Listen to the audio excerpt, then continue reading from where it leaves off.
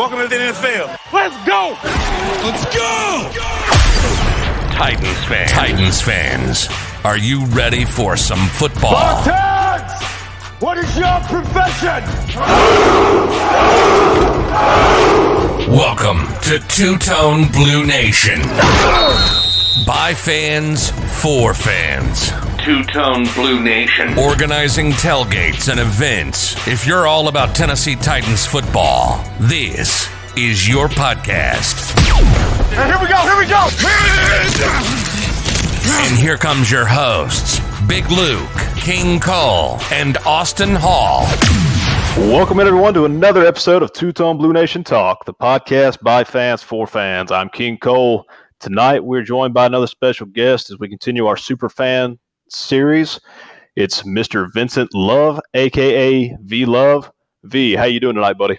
I'm doing great. How are y'all doing? Doing fantastic. Got Big Luke on set as well. He's going to be chiming in a little bit. V, we're going to start you off with the same question that we ask all our super fans. How did you become a Tennessee Titans fan? Well, I'm a Nashville native, born and raised. I've been a sports fan my whole life. I have three brothers, but I'm like the sports guy in the family. So since I can remember, like I've been watching football, baseball, basketball, all that stuff on TV, loosely following the NFL as far as teams or whatever. But then once the Titans came to town, or the Oilers, obviously, I was on board from day one. I used to ride my bike. I grew up in Bellevue. And when they first moved to town, they were at Baptist Sports Park behind the mall. So I'd ride my bike, training camp and stuff like that. So ride or die ever since. So let me get this straight. You ride your bike from Bellevue to Baptist Sports Park?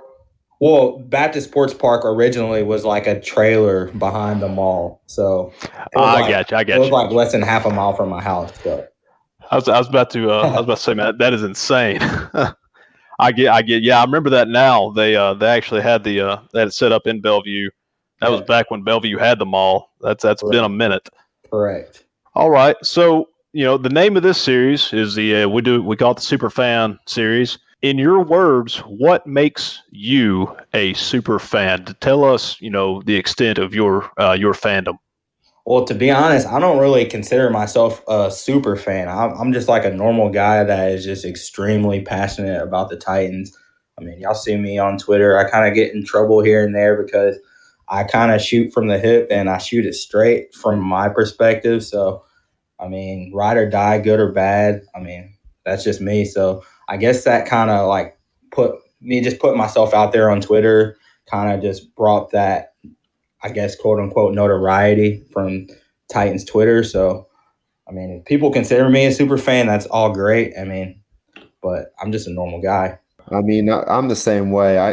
I people call me a super fan, but I don't dress up. I never really considered myself a super fan. And we actually had Joe Lemming on here earlier this week, and he said essentially the same thing. But you are a very passionate fan, and so in my mind, you're. And don't get me wrong, like all those people are great as far as like there's different levels to fandom. So we all need those people that go above and beyond as far as the characters and all that stuff because it brings an element that every fan base has. So I'm appreciative of all those guys. I'm just don't see myself in that light. But if other people see me in that light, more power to it.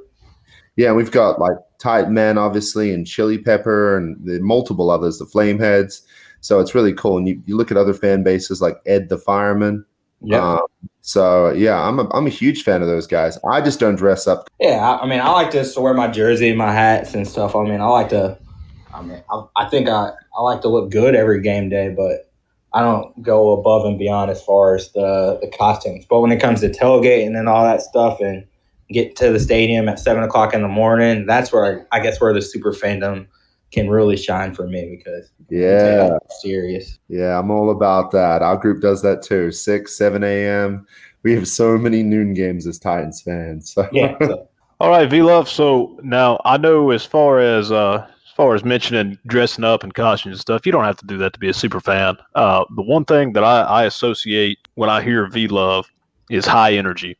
I remember last year at the AFC Championship game in Kansas City, man, you were getting I think it was 1,200 people there, Big Luke, that we had at the tailgate, roughly. Over 1,000, definitely. Okay, so roughly over 1,000. V Love gets up on the back of this truck. He's got this, badass sword. He's getting all, 1,000 fans there in attendance. All eyes are on him, man. He's getting the whole crowd hyped up. So, he was definitely the hype man for the AFC Championship game. He brought the energy. We appreciate that, no doubt. V-Love, we're going to try to take this in a tailgating spin since we're best known for our tailgating. You've got your own group, the D-Spot. Tell us a little bit about them. That's correct. So I've had my season tickets. I think I'm going into year 6 now, but I've been going to games for like a game here or there for as long as I can remember. So I met up with some buddies in college, and we used to ragtag it up, like tailgate behind Limelight and stuff like that. And only one of us had a season ticket, so we were just kind of just get in where we could fit in. But as time grew on and we started, more and more of us got season tickets, we kind of slowly migrated over to the paid lot. And then about 3 or 4 years ago, my buddy, he has his landscaping company, Clanton's Lawn Care, shout out to them. And he bought a landscaping truck. And so we kind of converted that into our makeshift. I mean, it's still operational as far as his business goes, but then on Sundays, we convert that into our tailgate truck. So, and each year we kind of like just elevate to a different level as far as like what we have. So for past couple of seasons, we've had Jefferson's food truck, another member of our tailgate group. He owns a couple of those restaurants. So, I mean, now we just don't have to worry about bringing food. We have a food truck on site. So that's awesome. Any big plans for the upcoming season? I mean, we usually like so we kind of have like off-season meetings like every year to kind of game plan. But with the current climate of COVID and all that stuff, we kind of really are up in the air. I know for sure that we're gonna like last year we tailgated down the Cumberland from Old Hickory to Nissan Stadium to tailgate the preseason game. So we'll be doing that again on the Saturday in August. I think it's the 22nd or the 28th. But as far as like our tailgate for the regular season, we'll still have that's still to be determined as far as how we're going to take it to another level. Right on. Now I'm gonna back up a little bit. You said sailgating? That's correct. All right. Explain to me, because I've never heard that term. Explain to me, explain to our listeners, what is sailgating and what all went into that? Okay, well, I mean, I'm not sure if y'all are familiar with Tennessee Vols or Knoxville, but they have the Vol Navy, which is kind of like their stadium situated right on the Tennessee River, as Nissan Stadium's right on the Cumberland River. So I think 2 years ago we had the idea to just my buddy has his boat docked in Old Hickory Lake, and so it's about an hour and a half, 2 hour trip up the Cumberland. So we're just like, fuck it, let's take the boat to a game. But since we have so many noon games, it's like you'd have to get up way earlier than normal. So we figured it'd be something fun to do for a preseason game, since it's not that serious as far as being in your seat and all that stuff early. So I mean, we just get after it. About 10, 15 of us on a pontoon boat, just drinking beers, having a good time, shooting the shit, jumping in the water. Then we pull up to the Cumberland, or pull up to Nissan Stadium, dock the boat, and go tailgate and go to the game. So you're able to use that dock. You don't have to have any sort of special pass or anything like that. I've always wondered. That's above my I don't worry about all that stuff. I'll just show up and have the party. But so we have a designated boat driver. Like, he won't go to the game. He'll drop us down, or drive us down, and then he'll kind of hang out for a few, and then he'll turn around. But I think it's first come, first serve, or you have to kind of register with the city. I honestly don't know, but I mean, if y'all want to link up, or if you know anybody that has a boat, we would love to grow that. Heck yeah. Yeah, we have a boat. I don't have a boat, but if you're out there listening, you've got a boat, join in, because that does sound awesome. I'm a Vol hater, roll tide, but yeah. We're gonna stick to NFL. Stick to the NFL. But the Vol Navy, I will say that's unique. I like it. That would be cool, seeing as how Nissan Stadium is situated on the river. If we could grow a Titans Navy, maybe call it a little something different, so we're not completely ripping off the Vol swag. But that would be cool, man. And that's interesting. I've never really given that much thought until you brought it up. Now, I've seen, of course, we follow you on social media, Twitter especially. I saw where you confirmed your tickets to Denver. Is that correct? Well, we bought the plane tickets for sure. Round trip. I think Have we ever kicked off a season on Monday Night Football? not to my knowledge. I remember we kicked off. This was 100 years ago. We started, I think, on Sunday Night Football against the Raiders in like 2000. Was it 2004, something like that? In 2009, we also had the Thursday night game versus the Steelers. The Steelers. I remember that game. Yeah. Okay, yeah, and you mentioned Cincinnati as well. We do have a tailgate plan for that. Big Luke, he lives in Louisville, so he's not too far away from Cincinnati. I think that's the biggest reason we decided we were going to go to Cincinnati. I know a couple other groups have got a tailgate planned as well. Bud's Boys. I've seen a couple others just because Cincinnati, Atlanta, Carolina, they're all kind of close proximity games. So, we can travel well to those games. Any driving game, count me in as far as going, because why not make that trip 4 hours? That's the great thing about Nashville and being a fan from Nashville. Centrally located, so we can make any kind of road trip. Absolutely. So, I hope we have good turnouts at all those games. I understand we had a pretty good turnout last year in Atlanta. I know Bud's Boys led the charge there. Hopefully we can spearhead together and have a huge turnout in Cincinnati this year. Anything I can do to help, I'm all in. Man, just show up and be hyped. That's it. Oh, for sure. So, yeah, the sword thing, that was just the Titans thing. We have the sword guy, so my buddy bought a sword off of Amazon, or I think he bought a sword from a yard sale in Jolton, some Dungeons and Dragons kid he bought it from. He randomly showed up to tailgate with that one day, and we started shotgunning beers with it. So I was like, fuck, man, we need to bring this every single game. So I'm trying to find a way I can bring one to Denver or get one in Denver for that tailgate up there. I just remember Chiefs fans walking around going, holy shit, that guy's got a fucking. So yeah, the Texans game last year when ESPN was in town, Diana Rossini was the reporter in town, and Sam Ponder was on TV, and they did a little live hit with our tailgate group or whatever, and they just highlighted the sword and stuff. That was pretty cool. These guys got weapons. We reposted that video a couple of times. That's a good one. It's hype. Another thing I wanted to really touch base on. Obviously, we had a great time this year with the Kansas City tailgate, but a couple years ago, I went to the tailgate that you hosted, which was fantastic. It was really well run. We had a bunch of the groups kind of got together and formed this massive tailgate at KC. And honestly, that's the reason why that motivated us for this year, because the tailgating atmosphere in Kansas City is one of the best that I've been to for opposing team stadiums. They've just got such a fantastic setup. Yeah, it's really well done. So it was just a random thing. I knew my friends were going, and then 3HL on 104.5, they were talking about they were going as far as the radio, and so they kind of floated the idea we should do a massive tailgate. And so we bought our tickets as soon as we won that game, against Jacksonville, the season finale game. So we hopped online, bought our tickets, and we made our travel plan. So I just started Googling their tailgate lot and the layout, and I saw this hotel right on the other side of the interstate. It's a 5-minute drive.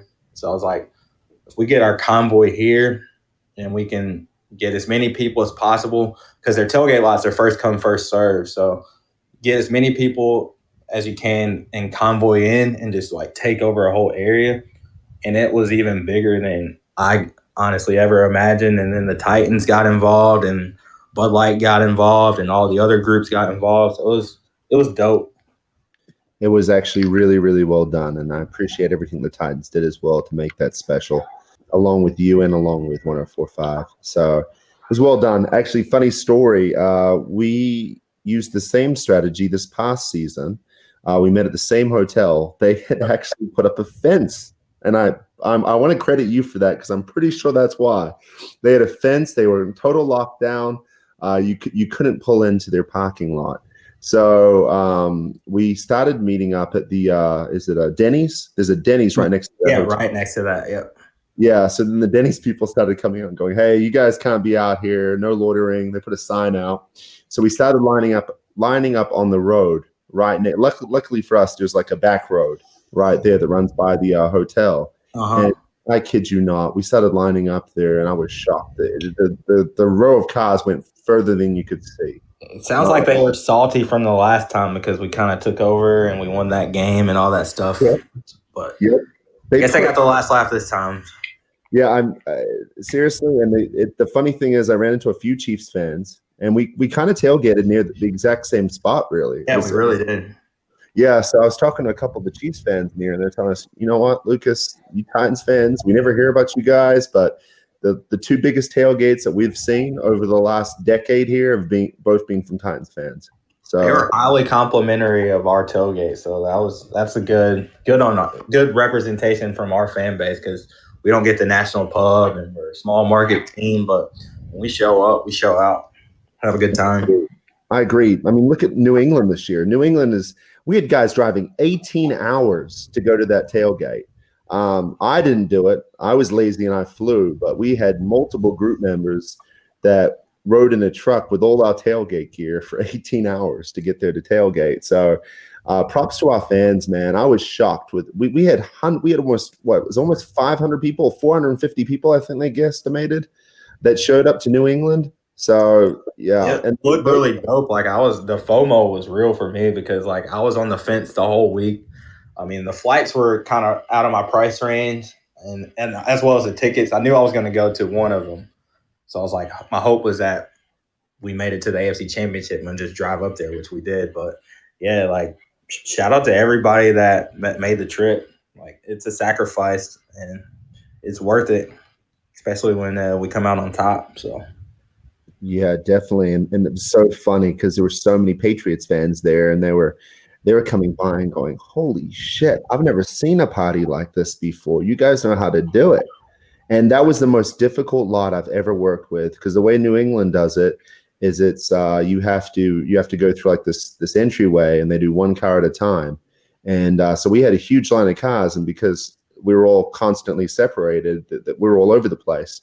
So I was freaking out because I'm like, oh shit, we're not going to be able to tailgate together because they're assigning spots one at a time where you're going to park. So I ran up front and I talked to one of the parking attendants and asked her, hey, is there any way you can get like a Titans section for us? We traveled all this way. We've got all these guys.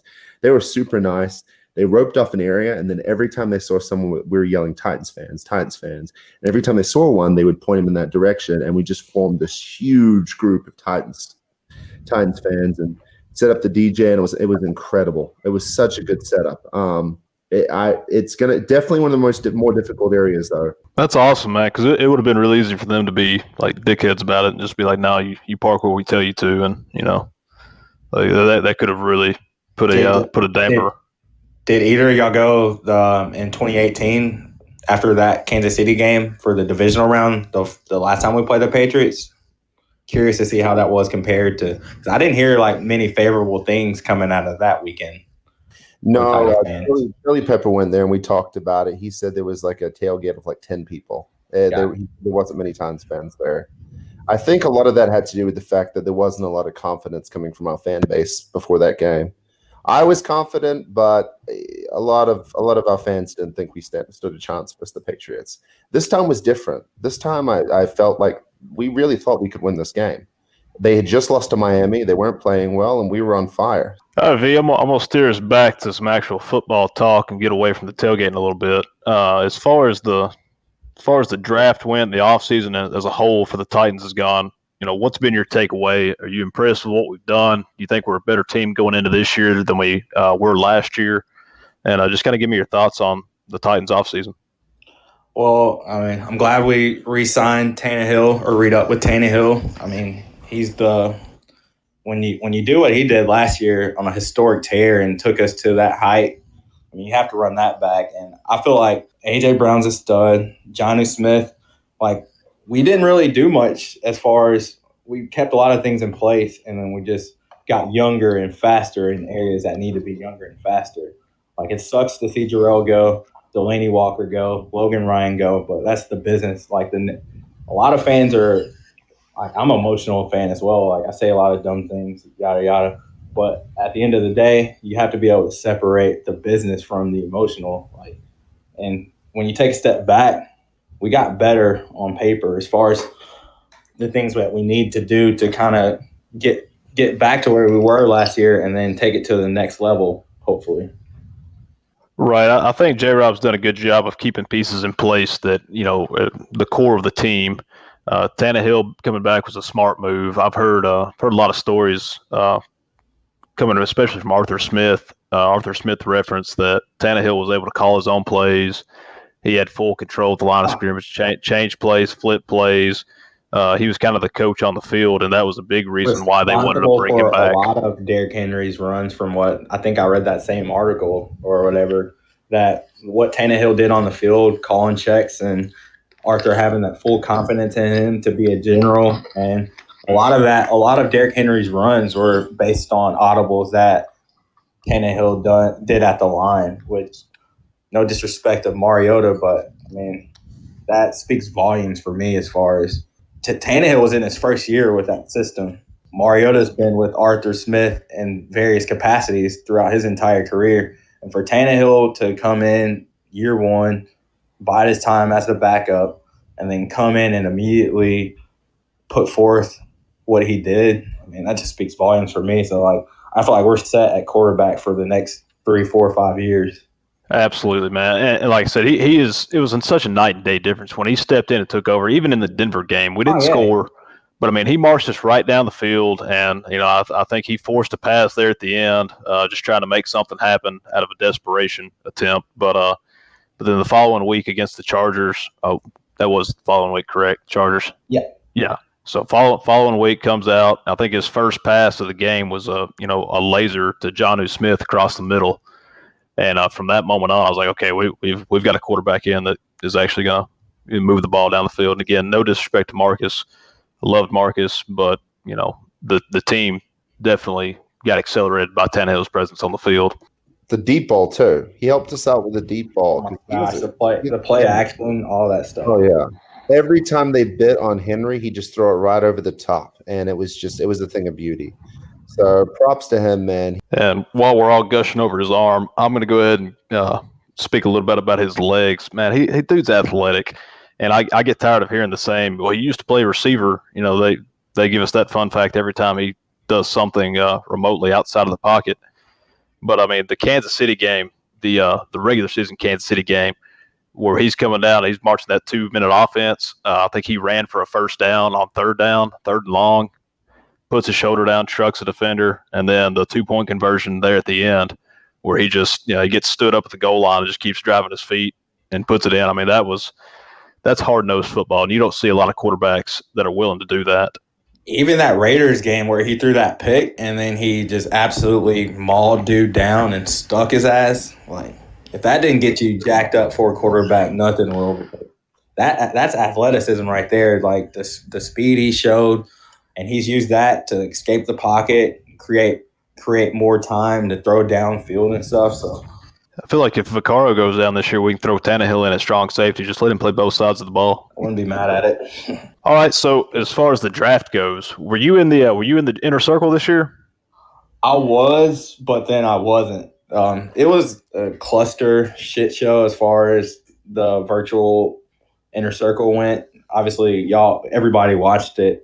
Like, if Goodell was, like, you could have been blocked. They only showed it, like, for 10 seconds, and a couple of us weren't even on there. Like, during the dress rehearsal, everything was fine the day before.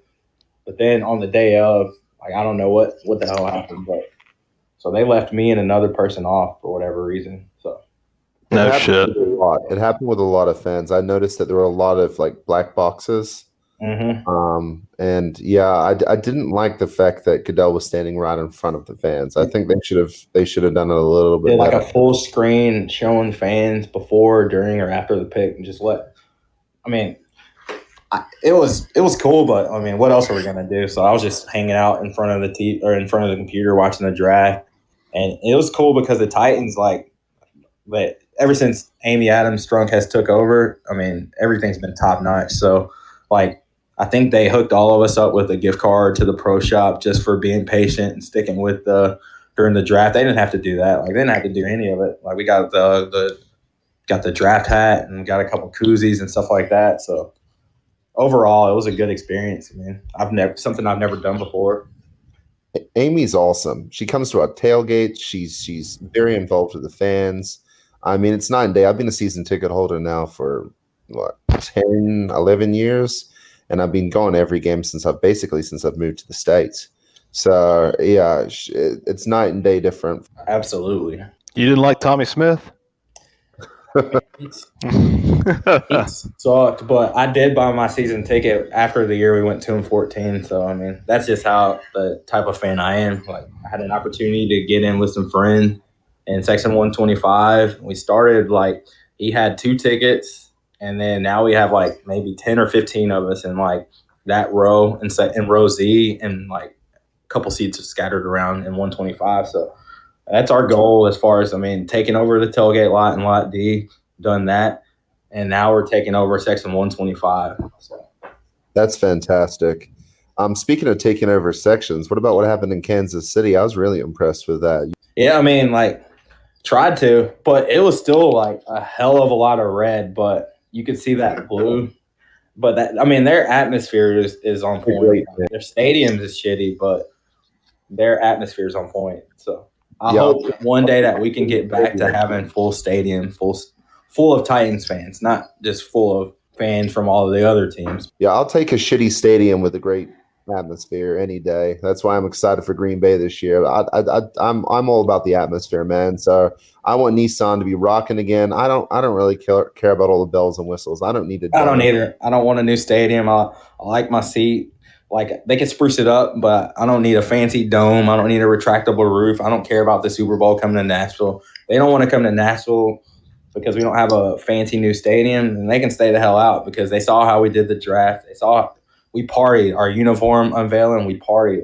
If you don't want to come to Nashville, there's only one other city in the U.S. that parties anywhere near like us, and that's Vegas. So, honestly, I think that if you want to have a hell of a time, Nashville's the perfect place for the Super Bowl.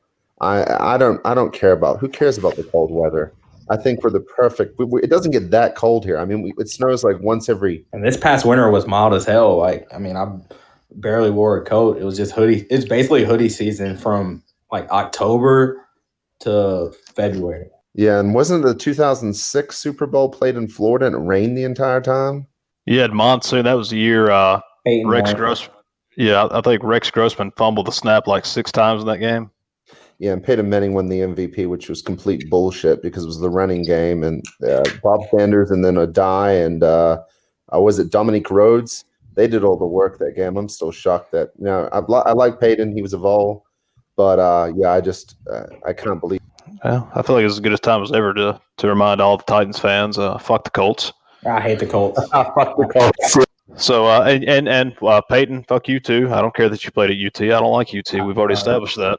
Well, I hated Peyton because he ruined so many Sundays for me. So fuck that. Yeah. Never beat Florida. Never won a national championship. Yeah. We don't need to go into that, man.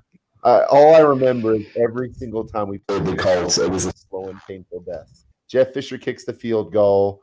We're up by 1 or 2.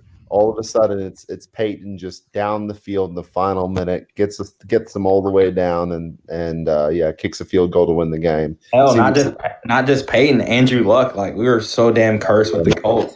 So I went up there this year, and we finally won. So I lost my damn mind. I did a rail slide down Lucas Oil. Our seats were in the top of the stadium, so I'm hammered, by the way. I'm rail sliding down, talking shit to Colts fans, and I just eat it. And the adrenaline's still going, so I don't feel I know my arm's hurting, but I don't feel it. And then once I get in the car on the drive back home, it's my fucking arm is swelled up the size of a softball, bruised on me. But it was worth it. I'll do it again. Oh, that was I loved every moment of that game. I was there as well. We had a few of our guys there, and it was oh man.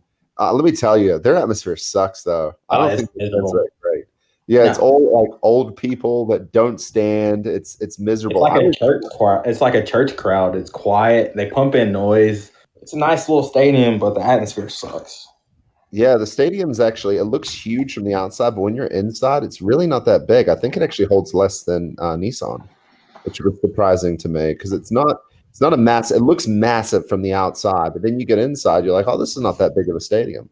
Yeah, it wasn't just Manning and Luck. It was also, what was it, Curtis Painter in 2011?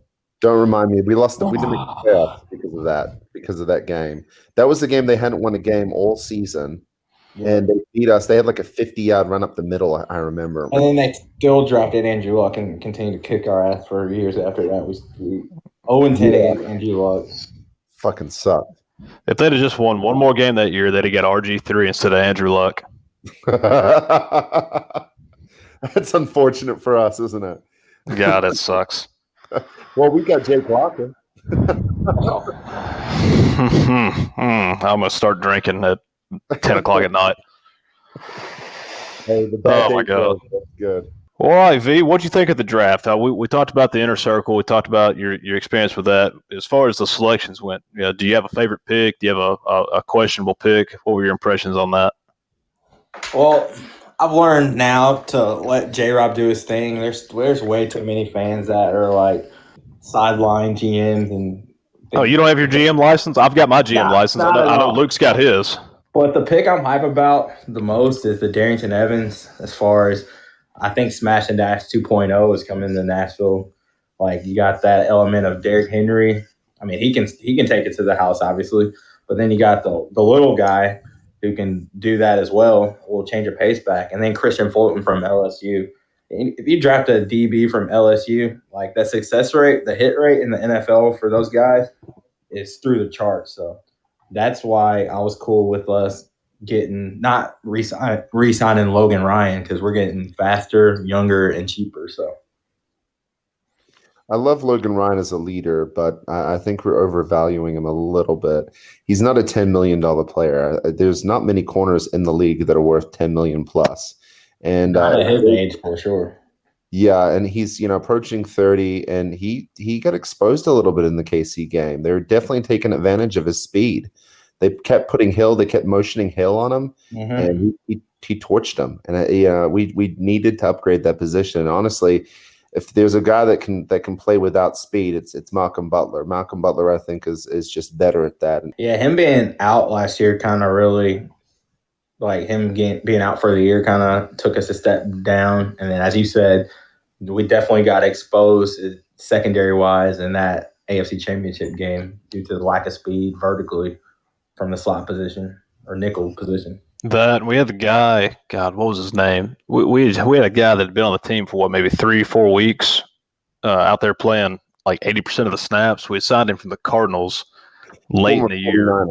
What was his name? Shoot, I can't believe I'm blanking on this right now. He was with the 49ers for years, and the Cardinals cut him. Oh, shit. Cardinals cut him. Cardinals had a horrific pass defense. If you're getting cut from the Cardinals, doesn't say a whole lot about your ability to continue playing in the NFL. But, yeah, he was out there way more than I would have liked, but it was kind of just out of necessity. But, you're playing the number one offense in the league, and we beat them once. It's hard to beat them twice. Unless it's Jacksonville and 99, we beat them 3 times. But, for sure. Home field advantage, like that's all I want from this season. I want a home playoff game. Going on the road is cool and all that shit's fun. Organizing with everybody, getting together, us against the world. But Nashville, we need a damn home playoff game. So let's just win the damn division. I agree with you. It's been a long time since January 2009, and that was one of the worst days of my life. So, yeah, I'll never forget that game. And painful. It's a good time to remind all Titans fans listening, fuck the Ravens. Strong agree. All right. Well, V-Love, man, I think we've covered a variety of topics here. I think we're about ready to wrap this up. Before we get out of here, I'm going to hit you with some quick Q&A.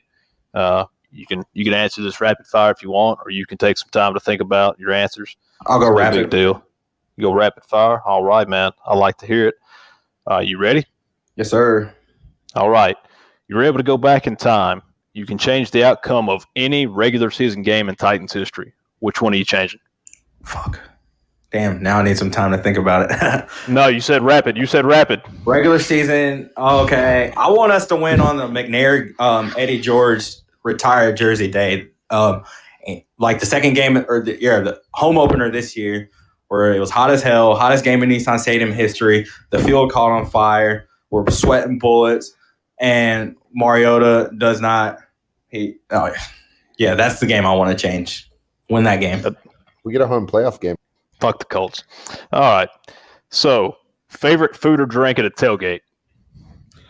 All right. In the morning, I'm drinking a mimosa to start, but also have a beer. I'm drinking a beer in the shower. What type of beer doesn't matter. I usually go with the Coors Light. We have so many beers and stuff to drink from, so I'll drink whatever. Food. All right. I'm going with like a pulled pork with some mac and cheese on the side, but I hardly ever eat because there's too many drinks to drink. So, all right. Favorite Titans uniform of the current uniforms we've got right now? Which one's your favorite? Icy whites on the road. Like if we're in a dome, like when we play the Falcons or the Cowboys, that shit pops. The blue helmet, white jersey, white breeches, fire. Stormtroopers, they call it, right?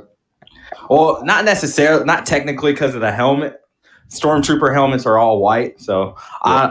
I kind of, I'm not a Star Wars nerd, but I kind of respect their shit. So, all right, favorite current Titans player? Mayor of Murfreesboro, Kevin Byard. Excellent choice. Favorite all-time Titans player? Aaron McNair. I grew up running around with my number 9 jersey on, throwing the ball in the front yard, backyard with my brothers and my friends. Keith Bullock's up there. Can't go wrong with K-Bull. Stephen there for sure. I tell you what, you said McNair, you said Bull. Give me one more. The Freak. Excellent. Yeah, I'm going to start asking everybody for 3 now because I always get McNair or I always get George. Try to get some new names mentioned. But all right, man, that's going to do it for this edition of Two-Tone Blue Nation Talk. V, we want to thank you for coming on, taking time to join us. We look forward to seeing you at a tailgate soon. I know you got your own thing going on. Anytime you want to tailgate with us, though, man, hit us up. We'll be happy to have you. I'll rent one of them scooters and come kick it with y'all for sure for a drink. I appreciate y'all having me on. Can't wait for the season. Tighten up. Absolutely, man. Until next time, everyone, take care and tighten up. We got to go. Here it comes. Football. But you've been listening to Two-Tone Blue Nation. If it's Tennessee Titans football, it's here. We hope you enjoyed the show, and we'll be back soon. But until then, find us on Twitter at Two-Tone Blue Nat 1. Find Big Luke at Two-Tone Big Luke and King Cole at Two-Tone Blue Cole. Find us on Instagram at Two-Tone Blue Nation. Till next time, Titans Nation. Spartans! What is your profession?